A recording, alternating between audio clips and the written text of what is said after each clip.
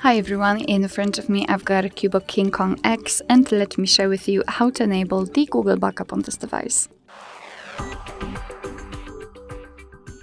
So let's start with opening the settings, and here in this general list we have to scroll down to the very bottom to find the system.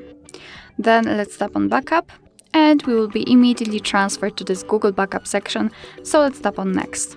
If you've got your Google account added, you will be able to choose it from the list. If not, you have to do it right now. So let's tap on add account and make sure that you've got the internet connection because it is required.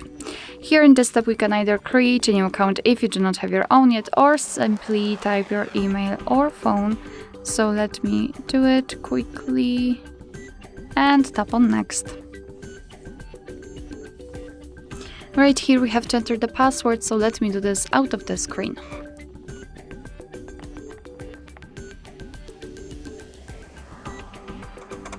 Alright, let's tap on next. Here we've got Google Terms of Service and Privacy Policy, so let's simply tap on the specific info to check more details and tap on I agree.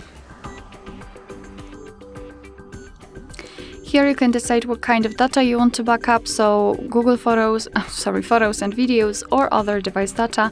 Simply mark the option you'd like to use and tap on confirm. Of course you can choose both and tap on manage backup.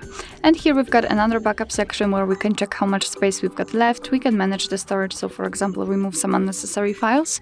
Under it you've got backup details, so you can check what has already been backed up, advanced settings, and I highly recommend to keep this option turned off.